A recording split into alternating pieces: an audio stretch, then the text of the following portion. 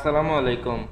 সম্ভাব্য হাইপারসনিক ক্ষেপণাস্ত্র উৎক্ষেপণ করেছে উত্তর কোরিয়া, তবে এই পরীক্ষায় সফল হতে পারেনি দেশটি।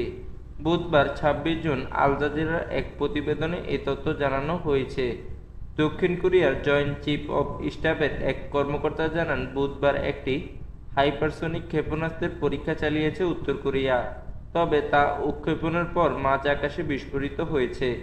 প্রতিবেদনে বলা হয়েছে, ভোরের দিকে এই ক্ষেপণাস্ত্র পরীক্ষা চালানো হয়েছে। এর কয়েক ঘন্টা আগে দক্ষিণ সীমান্তের দিকে একটি ময়লা ভর্তি বেলুন পাঠায় উত্তর কোরিয়া। এই ঘটনার জেরে দক্ষিণ কোরিয়ার ইনচেন বিমানবন্দর ৩ ঘন্টার জন্য বন্ধ রাখা হয়। দক্ষিণ কোরিয়ার জয়েন্ট চিফ অব স্টাফের এক বিবৃতিতে বলা হয়েছে, স্থানীয় সময় ভোর ৫:৩০টার দিকে পিয়ংইয়ংয়ের কাছাকাছি একটি এলাকা থেকে ক্ষেপণাস্ত্রটি উৎক্ষেপণ করা হয়।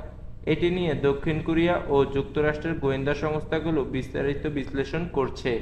দেশটির এক কর্মকর্তা বলেন, হাইপারসনিক বলে মনে হওয়া ক্ষেপণাস্ত্রটি পরীক্ষায় ব্যর্থ হয়েছে, তবে উৎক্ষেপণের পর এটি প্রায় ২৫০ কিলোমিটার পাড়ি দিয়েছে।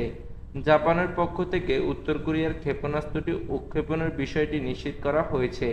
দেশটির কোস্টগার্ড জানিয়েছে, উত্তর কোরিয়ার উৎক্ষেপণ করা ক্ষেপণাস্ত্রটি জাপান সাগরে আছড়ে পড়েছে।